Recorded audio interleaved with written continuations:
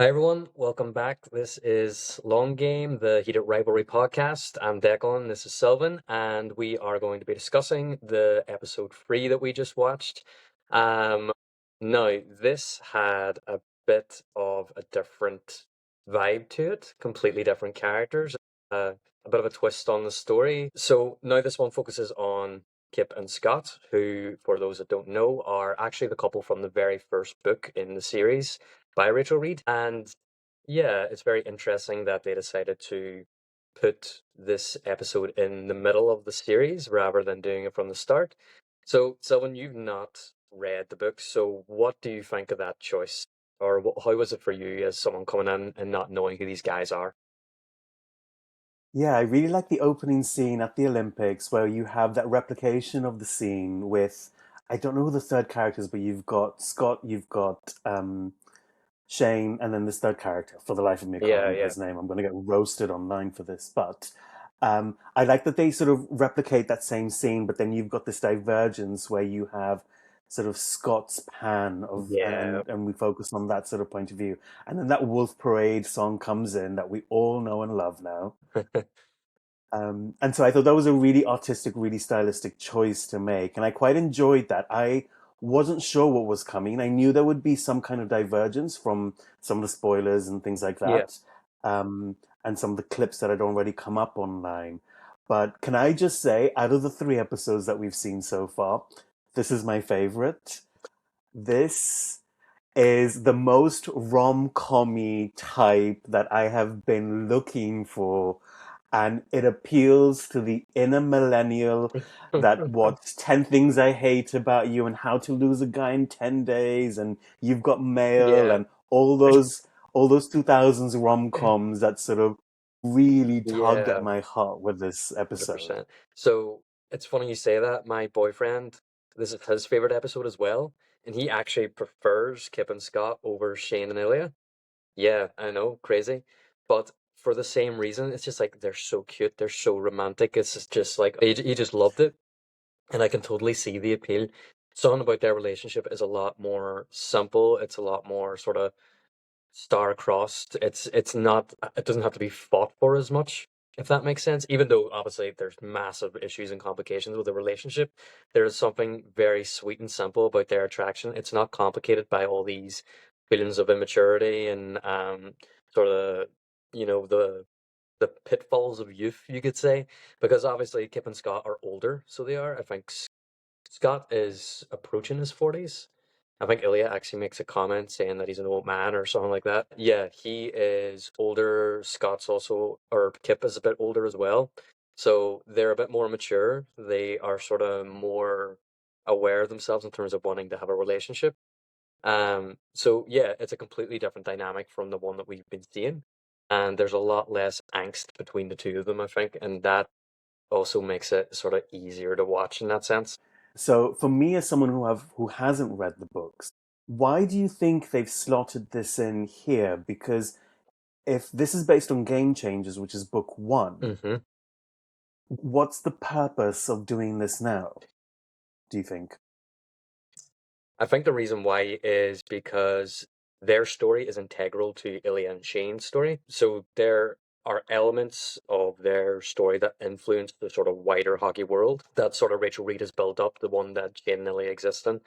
And there is something that does happen later in their book that's not shown in this episode, but is very, very important for the wider plot. And the reason why I don't think they just started with this one is because the first book is one of the least popular in the series. So it is. I personally gave it 3 stars because, yeah, three out of Wow. five. Yeah, I didn't really enjoy this book that much. Far, far prefer their version in the TV show. I think it's tighter. They're much more likable. It's a lot more active a plot. So it is. There seems to be a lot more going on. They seem more proactive characters. Whereas in the book, I felt like, especially Scott was sort of oblivious to how hurt Kip was being for a very long time.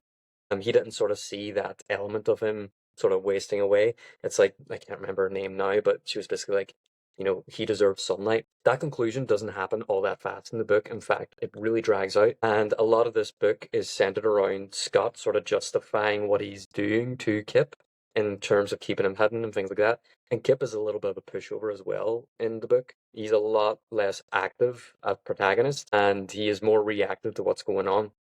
And he has this whole plot about him not knowing what to do with his life and not really taking action or being proactive. Like his friends, like in the show, he like goes off to college himself. I can't fully remember now because I've not reread the book in so long, but he's very inactive, a protagonist. Whereas in this one, he has a lot more agency, he's a lot more in control, he's a lot more likable. So I can see exactly why they decided not to run with this book as like the starter, and because I think it works more as like a condensed story. That's interesting to me because I'm thinking, from a showrunner's perspective, I've got this whole other couple, because that's what they are, Hmm. and this whole other storyline. Why aren't I making this a whole season or half a season? Or, Hmm. why am I not fleshing this storyline out? But it sounds like, is there not enough material to justify a whole season? Not with their characters, no, because their characters aren't as complex. So they aren't. I think they're a bit more straightforward. So they are. It's very easy to break down. Scott um, is an orphan. He doesn't have a lot. He has some friends, not a lot, and his sort of circle is, not large enough, and he's very isolated, and so he wants a romantic connection, and his struggle is coming to terms with, do I pursue the romantic connection and cure this loneliness, or do I stick to my career and I stick this out and I try my best to make a relationship with Kip work on the down low. It's not a very complex character journey. He's basically coming to terms with himself in terms of what he actually wants now, what's going to make him happy. And then with Kip, his is grow up, basically. He needs to learn to stand up for himself. He needs to assert what he wants as well in the relationship. And he needs to also take agency of what he's doing in his life. And throughout the book, both of them do sort of get there, but it's just not all that much of an engaging character story. It doesn't have the drama or the complexity of Heated Rivalry, which is the much more interesting book, a much more interesting couple. So I think that was a big sort of deciding factor in keeping this so condensed.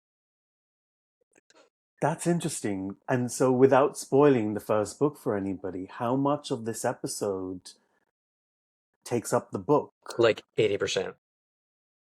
Oh, so we've Yeah, you've read, in inverted read the commas, the whole entire, book. more or less the entire book, except how it ends. Interesting. Yeah, Okay, because I mean, I'm gonna side with your partner, with your boyfriend here. This is so far my favorite episode. Like this had yeah, me kicking my feet under the stool kind of feeling. yeah. This is to me what a Hollywood type of rom-com romance would Yeah, look like. it is a really fun story and it's a really fun romance. And it works as that sort of unfortunate lovers that can't quite be together, but they're so both lovely and amazing and nice and they deserve each other. It's basically that. And yeah, it's just timeless. Those kind of romances are always going to get people. And I think having it in this show and having it be a queer relationship for a change is just really nice.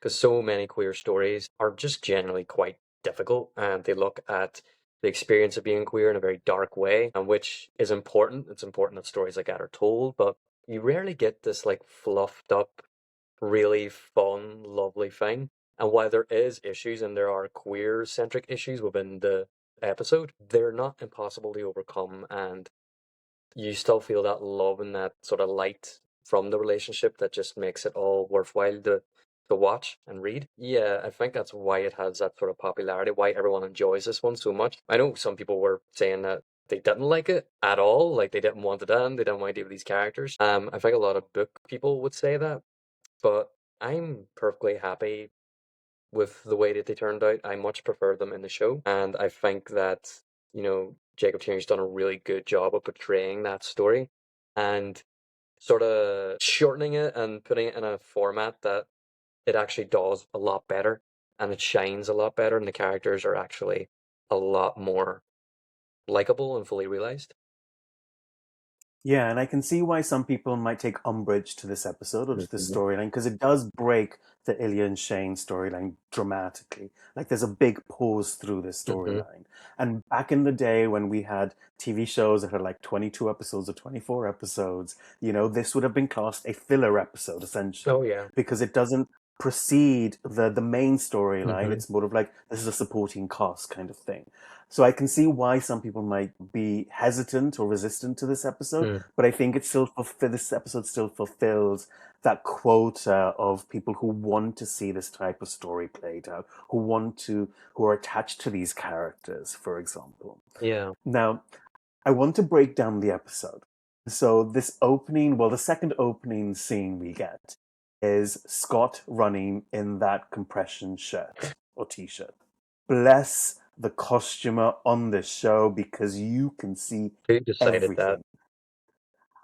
I love them for it. I'm talking about like you can see every line of ab that he has. I honestly think that this show was ran by the horniest people in the world. They knew exactly what they were doing. Eternally grateful that they did.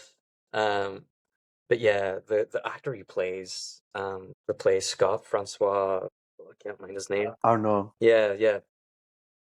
Great casting. Really, really good casting. He's very, very good in this show. He's in something else very familiar to me as well, and I can't quite remember it now. But I've definitely seen him before, but he's brilliant in this. There's the way he portrays like vulnerability and stuff like that there throughout this episode is just so amazing. And I really like Kip's actor as well. I think he has that like fun, bubbly sort of personality and that sort of awkwardness that's just right enough that it's really sweet and cute and not annoying. And I think it was also really good casting. All the casting in this show is amazing. All of it. I can't I fault mean, any of it. they're all just so ridiculously good looking, though, and they all Yeah, have it's not abs. fair. I'm not complaining. I'm not complaining at all. Um, but when we think about sort of this introduction to Scott, so we see him in the first episode as a very moment, flash in the pan. If you missed Yeah. it kind of thing. But I like the voiceover of the announcer sort of at this point where they're talking about, Kip losing sort of games and not scoring as much. So it sort Hmm. of sets up the precedent about why sort of he's in the headspace that he's at. Yeah, yeah. There seems to be a lot of pressure on him as well. And that seems to really play into the whole dynamic then that he ends up with Kip. Um, Obviously, the answers suggest it to be that this sort of loneliness, he's missing something from his life. He's missing like a motivation or just something to drive and push him forward. And that comes in the form of the relationship with Kip. Now in the book, Scott is running with this sort of private thought that if I win the Stanley Cup, then I get to have my relationship, and that's his driving force. So his intention is to win the Stanley Cup and they can be together. That's his goal. Now, the problem is that could take years and there's no guarantee he can do it. He's one individual, he can't carry the whole team. But I think in these earlier episodes, they're sort of like he's trying to find that motivation to want to do this and to sort of win these games and take it that far. So yeah, whenever Kip shows up then and he has his little smoothie and that becomes like his little ritual, it's very, very cute, but it's also a good signifier for how this relationship is going to influence his game and his career. Yeah, and that interaction, that meet cute, as you Oh, it called is a it, meet is cute. It's it's such a meet cute. very it's adorable. Like that first interaction is so wholesome and it's so sweet, and it really contrasts what we've seen with Ilya and Shane, where it's antagonistic right from the Yeah. beginning. This is saccharine. This will give you a toothache, to Yeah. quote Coolio. Yeah. And now you talked about Scott's motivation about wanting to win the cup first, and then he can go forward with the Hmm. relationship or go public with the relationship. And we see this towards the end of the episode where he says to Kip, maybe in a couple of years, and you see Kip Mhm. physically retract. And so I want to get into the whole dynamic of their relationship because it very Mhm. much, at least from a TV perspective, it very much is on Scott's terms. Oh, 100%. And it's like that in the book, even more so, to the point where the reader begins to quite dislike Scott because of the way that he's behaving and the way in which he is just making all these assumptions about Kip and what Kip wants and how okay Kip is. I mean, in the show, whenever he delivers those lines to Kip, oh my God, you cringe. You sort of like, ugh, you almost flinch away by how bad it is when he says, in a couple of years, whenever I retire, along those lines. it's like, oh no, no, that's not going to work for us here. Especially after, Kip's friend at the gala sort of pulls him aside. And I love the girls in this show. I think they're done so well. I think they're so much more likable and engaging than they are in their respective books, which they still are quite likable in their respective book, but um yeah, there's just something about the way in which their purpose is really strongly given. In this, they all play a role in these guys' relationships. And I really like that Kip's friend sort of stepped in and says, like, what is your intentions here? Like a protective parent. But she's Yeah. entirely correct.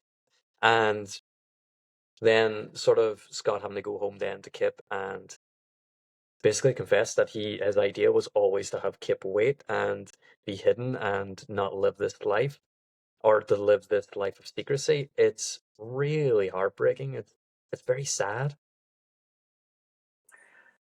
It is, and I want to read out. I literally wrote this word for word from that Oh scene, no, so I read want to it. read out part of it.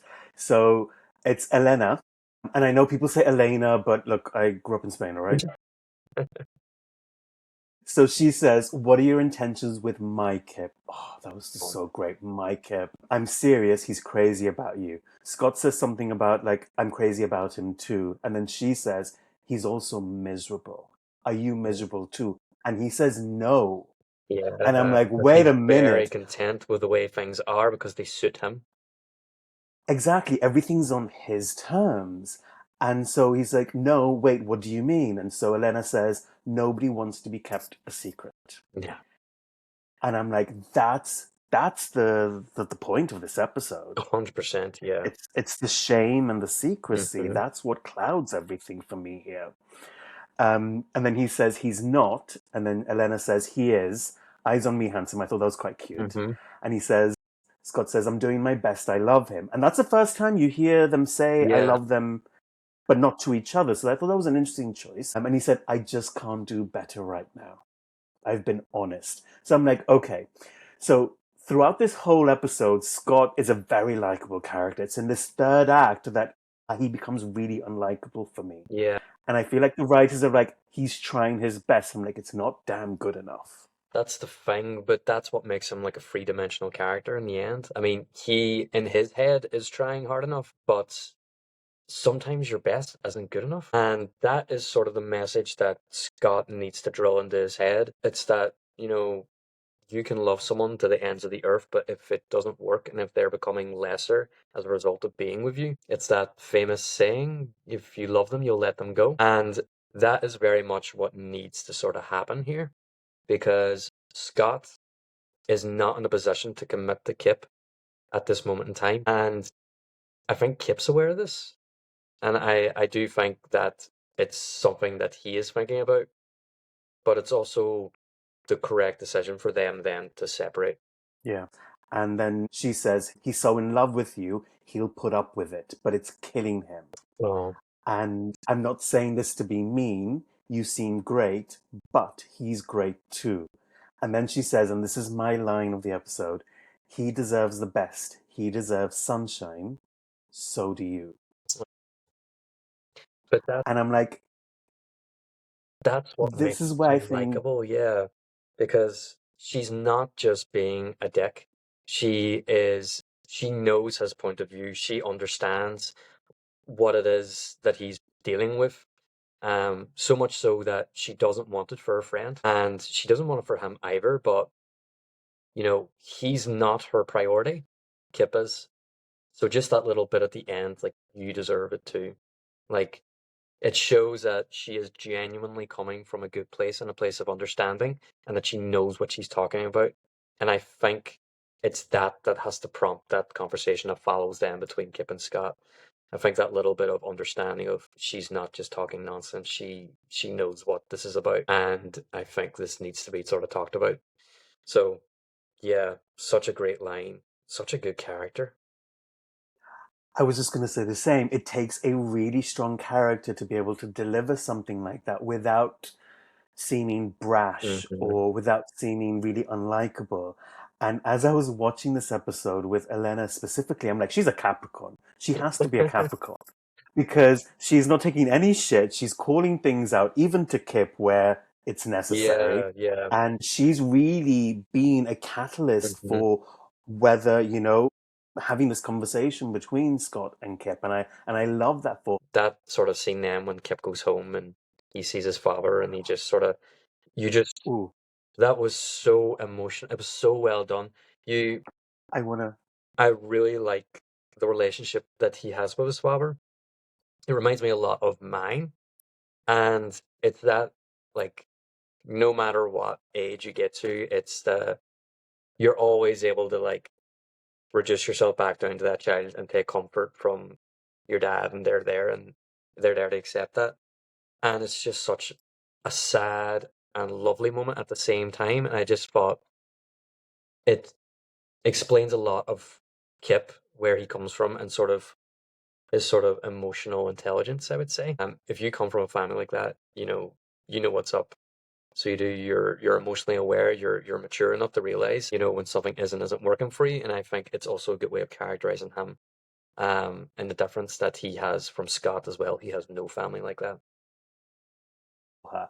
And I think you're right. I think the relationship between Kip and his father is so sweet. And it's a relationship that we don't often get to see characterized on TV a lot. You don't see this very loving father in a relationship with a son who's gay. The gay part is irrelevant, but you don't see that really loving, bonding, Hmm. sort of joking. I mean, I'm thinking back to like maybe Gilmore Girls, and that's the closest thing I've seen from like a parent-child sort of Yeah. relationship. Way, way Hmm. different. I appreciate that. But I'm thinking again, because it's in my head and it's the psychology of it all, but the scene where we meet his father, yeah, Yeah. it's such a contrast to how parents have already been depicted in the show. So you've got Scott, who obviously you said already, he says that both his parents are dead. We've got Ilya, who we don't know what's happening to mom, whether she's here, she's not, we don't know yet. But we know dad has dementia. There's a strained relationship between him Hmm. and the dad. And then we've got Shane, who's got these, both very loving parents, but very helicoptery Yeah. type of 100%. Hmm. parenting. And this is the first time I've seen a really genuine parent child relationship. Yeah. They seem really in tune with each other. Yeah. Like, one aspect of Scott's life that he is not lacking for is intimate and important and healthy relationships. He has it with his friends, he has it with his father. He's trying to develop it with Scott. And I think the relationship between him and his father, especially, like, I really enjoyed it because it felt very similar to the relationship I have with my father. He would have been very like that growing up. Even now, like, it was never like an emotional distance there. So I related a lot to that sort of relationship, and the yeah, just the general vibe of it and the feeling behind it. And yeah, it just felt very lovely to see a relationship like that. Because, like you said, you don't actually very commonly see it depicted in TV and shows, especially whenever you're dealing with the relationship between sort of queer kid and their parents. There's always some sort of complication with it. And Kip doesn't seem to have that. His father loves him enough to constantly tell it to him. He says it all the time. Love you, goodbye. And it's the affection and the love is vocalized all the time. And so you can tell that whenever Kip goes home, like, that's the safe space, and that's when he can finally like break down because he's with someone that cares and loves him so much. And yeah, it's just such a lovely depiction of a relationship between a father and a son, and something definitely to be emulated anyway. Yeah, really, really cool. Yeah, and I'm going to be a little bit unpopular here and say that I did not like Kip's father on my first viewing of this episode. Really?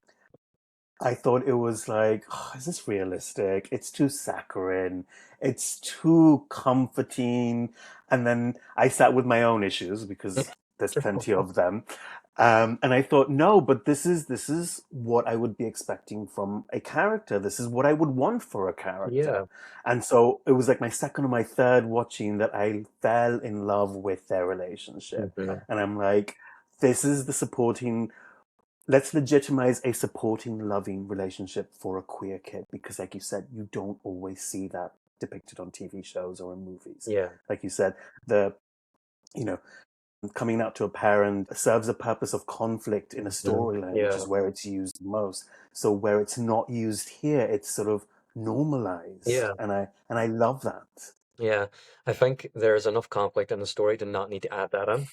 Obviously these guys are going through a lot, they're dealing with a lot. You don't need to add daddy issues on top of it. There's definitely enough dodgy parental figures going on in this show to not need to add another one on. And I don't recall so much of that book, but I think Kip does have a positive relationship with his father, but I don't think it's depicted as explicitly as it is in the show.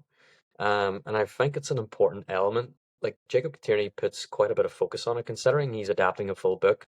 He does take the time to look at this particular aspect of things, so I do think it's very deliberate, and I do think um, it does show the contrast between what Scott has and what Kip has. Kip has friends who are there to back him up, who are out there looking for his best interests, and a loving father who cares about him and is there to emotionally support him when he's down. It's perfectly encapsulated in that last sort of scene where Scott is looking in on Kip's party, where Kip is surrounded by his family and his friends and his loved ones, and he's just had like the worst, probably one of the worst days of his life after just breaking up with his boyfriend and then going and having a party for his birthday. And he's surrounded by that support system. The same thing has just happened to Scott, but who's he surrounded by? Nobody. There's no one Yeah. there. He stood out there in the cold alone. And that perfectly represents everything that's different between the two of them and everything that Scott wants and just craves after. And it was such a beautiful image and a beautiful scene to show the differences in their family dynamics and their support systems. To have no one stand beside Scott, but kept surrounded by friends and family. It was just a very, very poignant moment. And it's beautifully shot because you get the image of Kip being surrounded first, and then it pans out, and you're like, oh, they're in a bar. And then it pans out even more, and you're like, oh, Scott's there. And you think, maybe he's going to go in. He's going to go in. Surely he's going to go in. And then it just shows him walking away, and I'm like, no, go into the Give me bar, my happy Scott. ever after. Oh my God, I need my happy ever after ending. But I think you're right. I think, the show does a really good job at depicting the support systems, but not just even the parental support systems, but even, the friends Mm. around Kip. So there's that scene where, he's cater waitering, and he messes up, he throws the whatever it is on Scott, and he's like to his friend who's hired him supposedly, like, please don't fire me, I need this Yeah, job. And he's like, honey, I'm not gonna fire relax, you're having a you, bad take a day, calm breath. And I down. thought, oh my God, what a supportive friend. And like, imagine being in a workplace where you're already stressed Yeah, out and you've just messed up, you just messed up.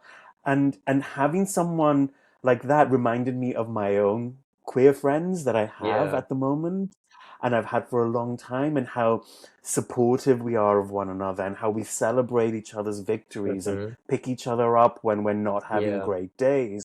It creates that sort of contrast between Kip and Scott, what they have. And because Kip is openly queer, he is allowed to invite people into his life in a way that Scott isn't. Kip can confide in any of his friends because they all know who he is.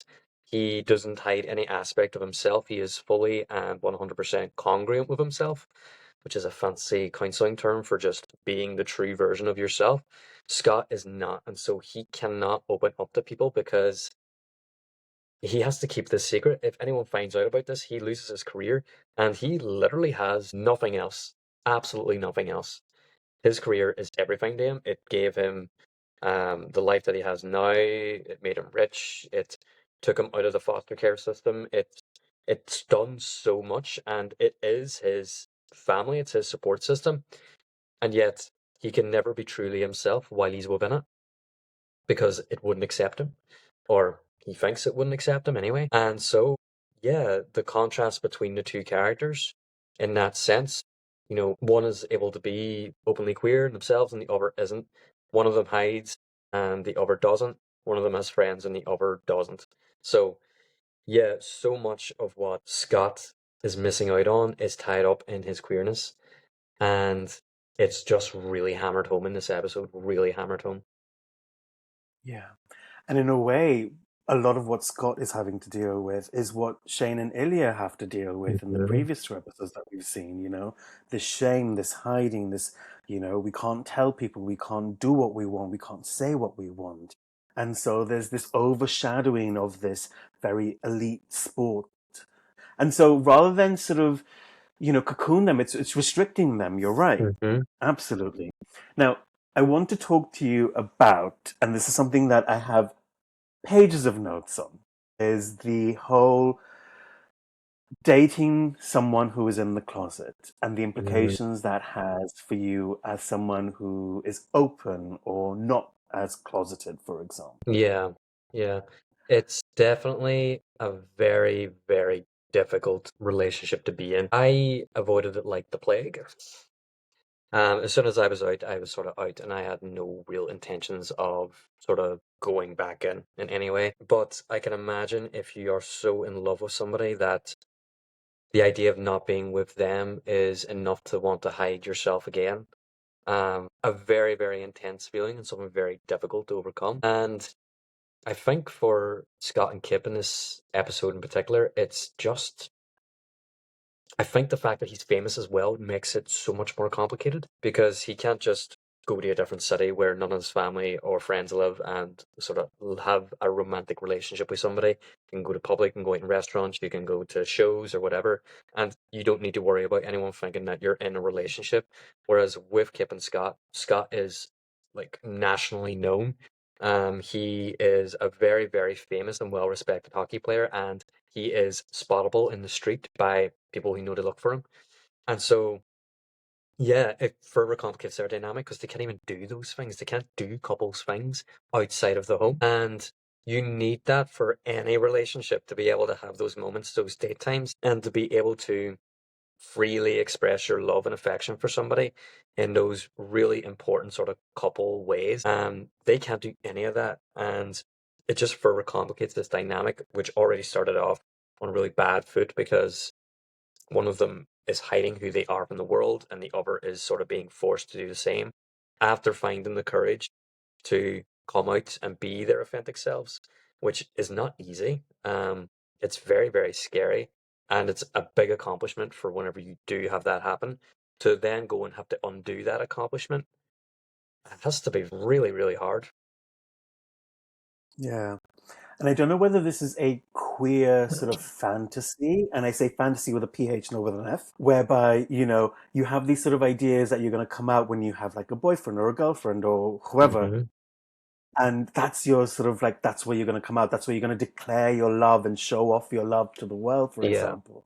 And to me, growing up, there was a very stark realization is that you don't come out for someone else, you come out for yourself Oh, 100%. first. Yeah, it has to be. You have to want it more than you fear the consequences of what might happen. And I think whenever people realize that you're never truly going to be really happy in your life unless you take that step, and that's a very, very hard conclusion to come to. Um, you're never really going to truly achieve that feeling of serenity, of being at peace with yourself, with your life, of sort of understanding yourself on a deeper level and being able to admit it to yourself and not having to fear constantly being caught. Like you're constantly in a lie and you're constantly worried about how someone will react to you or if you'll be perceived in a certain way. And it consumes so much of your thought and so much of that space inside your head that you don't have room for other things. And you're totally missing out on your potential, even outside of like a romantic aspect, carrying the weight of that around and those thoughts around with you all the time. It's all consuming and it just leaves you completely full and unable to process anything else that could possibly make you happy.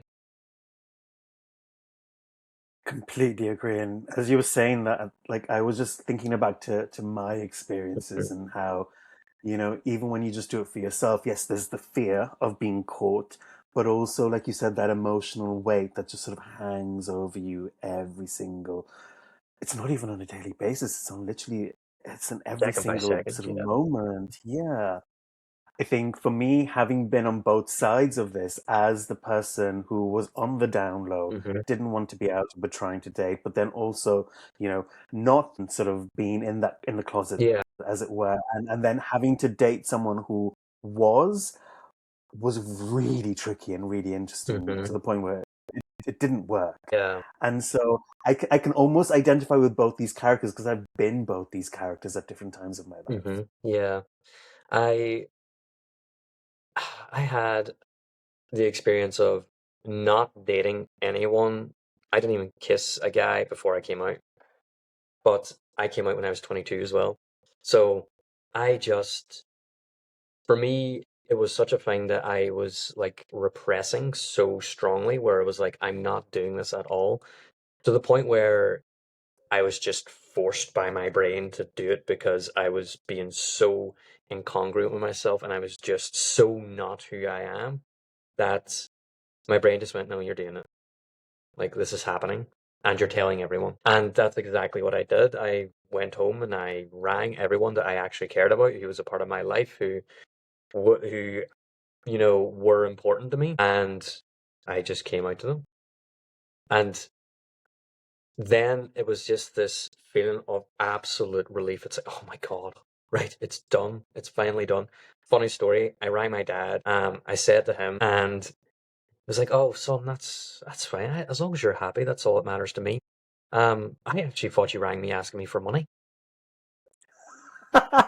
If you know him, you'll just think that's absolutely typical of him. So yeah, that was that was my experience.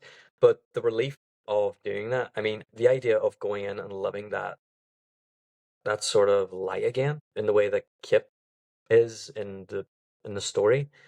I just couldn't do it.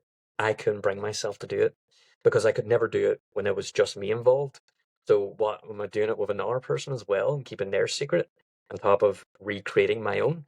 No, I couldn't do it. And it goes to show to me the level of sort of love and attraction that Kip has towards Scott that he would even consider it, even though in the end he chooses not to.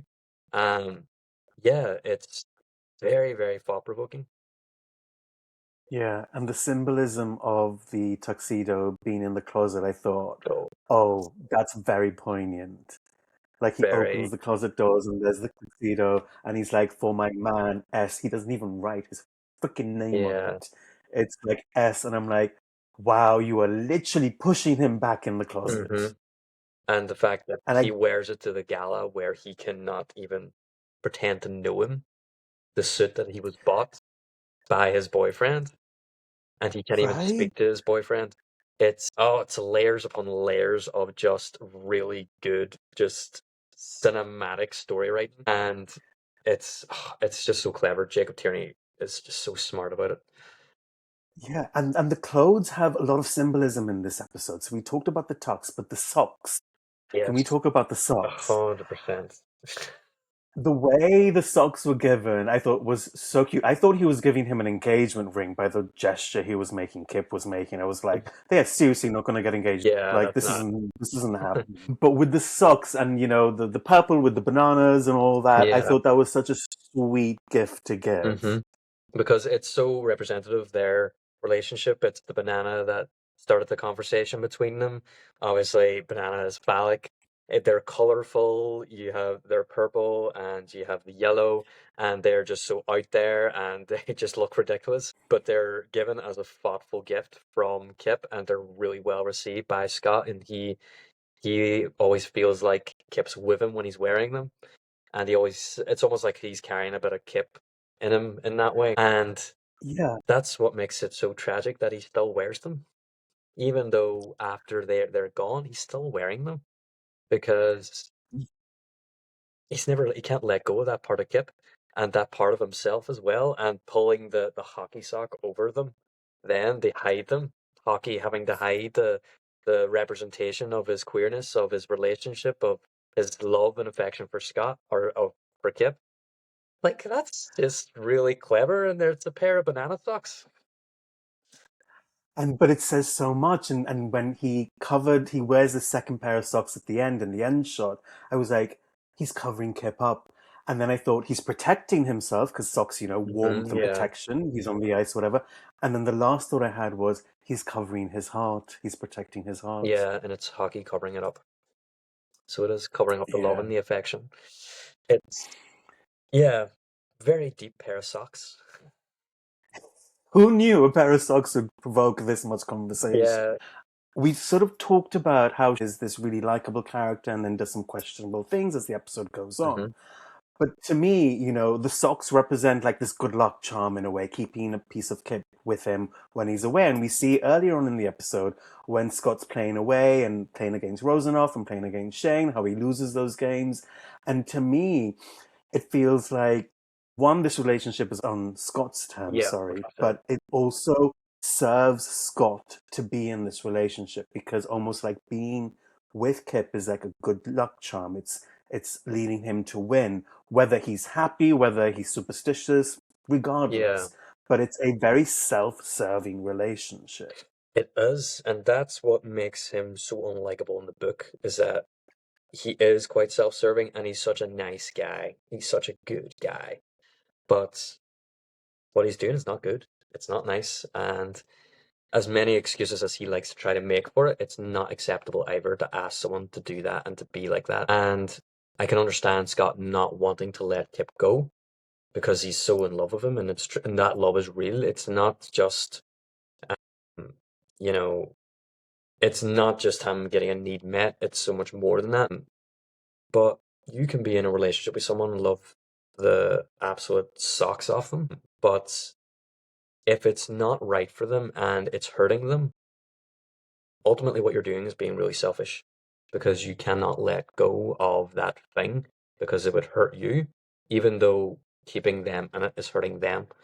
And I think that the way in which it's depicted through Scott and through Kip, it's just very affecting and it's very, very moving in the way in which Scott can be so blinded by everything that he has in front of him that he cannot see how his partner is losing it. So very, very powerful way of sort of depicting that dynamic. And yeah, I always liked that element of the book. In fact, in the book, I actually really like whenever Kip sort of just stands his ground and goes, "This is not, I can't do this. This is too much. It's not right." And yeah, then Scott has to go and he has to reflect and think about what it is that he wants. And it's hockey or Kip, supposedly. And he lets Kip go. Interesting. I mean, the thought that was running through my mind as you were saying that, I'm like, Scott is such a typical guy. Like, such a typical guy. Like, I'm not defending him or I'm not like categorizing all men in one, but like in a movie, TV show perspective, he's clueless. He's a little bit Yeah, clueless. yeah, He's a little bit dense, and you want to smack him over the head, which is what Elena does. yeah, exactly. Because Kip surrounds himself by people who are emotionally intelligent and who share and care and love him and will tell him when he's wrong. Elena has absolutely zero issue confronting Kip and telling Kip what she thinks. She is that typical friend which will give it to you hard, but you can always rely on to be honest with you. And it's very important that Kip hears it. Because keep in mind, it's Kip that ends the relationship. So it is. He is the one that has the support system and the emotional intelligence to understand whenever something is damaging. And while the love is amazing and it's good, the relationship dynamic is not, it's not a place where it can grow and it can turn into something lasting. And Kip understands that, whereas Scott is still quite, he doesn't believe that. It's no, no, let me, you only need to wait a year or two. And to Kip, that's like, what do you mean a year or two? Like, I have a life to live. I can't live like this. Like, are you stupid? And Right? was I mean, like, but Scott's already old. Kip has youth on his side. exactly. He still has abs. Well, they both do, and they probably will in well into their 50s when we That's don't. But yeah, it is like it completely shows the lack of relationship experience that Scott has. By the way, Scott, I don't think has ever had a relationship before, ever. oh, interesting. So it's funny. I think Kip has in the book. I can't fully remember, But Kip has other relationships anyway, where he has the experience of knowing someone, understanding someone, of knowing their emotional needs. Scott has none of that experience outside of the team that he plays with, which is a very insular and very particular sort of dynamic. He talks about hockey being his family. You know, yes, you can find people in your sports and your teams and things like that there that you have close relationships with and form strong bonds. But it's a very particular environment and it's a very specific environment that isn't necessarily very conductive for healthy emotional responses and healthy emotional ways of being. It's high stakes, it's competitive, it's typically uncaring of feeling, it's lacking in empathy in a lot of ways. And so Scott is not exposing himself to relationships that will help him further understand someone if he gets into a romantic relationship, which is exactly what happens. This is why Kip comes to the understanding and Kip's friends come to the understanding way faster than Scott ever does, because Scott has absolutely no experience with this despite his age. He has no family to fall back on. He has very few friends, and the only friends that he has are his hockey friends, and hockey is not a sport that's conducted to sort of building emotionally intelligent relationships. Um, well, every situation is different. I won't say completely, but it's not the best environment to sort of foster it, if that makes sense. Yeah, but this explains Scott's, naivete about how well things are going Hmm. and not understanding Kip's point of view. But I really love the way that these women are non-white, they're people of color, and they're being depicted in such a really positive and sort of rich way in the show. Yeah, yeah. The show is quite a diverse cast, which I think is really, really important. The girls especially are just they're such great characters. They're so many of We're the going to have best to lines do in another this show are episode, coming from the girls. right? Like that first meeting they have, and he turns to her and she sounds like a girl. It just like That knocked was me down like straight away. I was just in absolute stitches, so it was. And then it happens again, and it's just perfect. So it is. But they're so likable. I think this is really important because in a lot of romance books, because the romantic connection is not between, a man and a woman, and because queerness and, coming out and secrecy, they're usually big plot points. There is usually a depiction of a woman standing in the way. She's the obstacle. She's not there to help. She's there to mess things up and complicate the situation. And as a result of that, they can be quite disliked. So they can be quite one dimensional. They're only really used as like plot points. I like that in the show, they're taking the time to flush them out. They are likable characters. They're important to the story. They're important to our main guys. And they serve a really important role in developing them and giving them proper character backstory and just making them not just, one dimensional obstacle to get tokenistic. in the way, tokenistic, exactly. So, yeah, I do like that they've been flushed out a little more and that they are just so likable.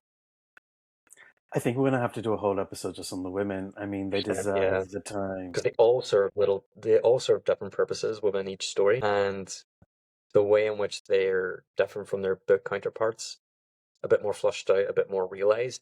Yeah, there's definitely something there to talk about. Yeah. I think Maria's character with the girl sort of quote just takes it from me. I think for a whole straight week, me and my friends were just saying girl to Girl. each other. Like, I loved it. I loved it. And this is part of where the humor comes from as well. It's not just so deep and so analytical. Yeah, It's a yeah, funny show. 100%. Yeah, it's still lighthearted. So thinking about this whole episode then and seeing how Scott and Kip don't end up together, I'm wondering what the impact will be and how this ties into Shane and Ilya's storyline. Yeah, it's a good question because are we now going to get like a dual POV? Like, are we going to be seeing both of them back and forth, Ooh. or are they just going to be set to the side as like something going on in the background? Obviously, we know now that we return to Shane and Ilya, but watching how their story and this idea of, Scott sitting on this huge secret that now is also happening in the story, and it's now a new element that's been introduced to the overall world. It's like, oh my God, what's going to happen here? Like, and how is that going to influence the other ones when it does happen? If it does happen. And yeah, it sets up so many possibilities for how the story could go. Obviously, I've read the book, so I know exactly what happens, and all I can say is that it's masterfully paced.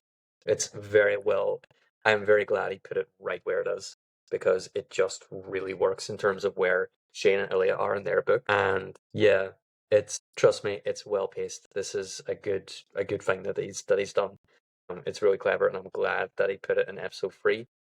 Give us enough time to get to know Shane and Ilya and expand their story a bit, and then place it perfectly then.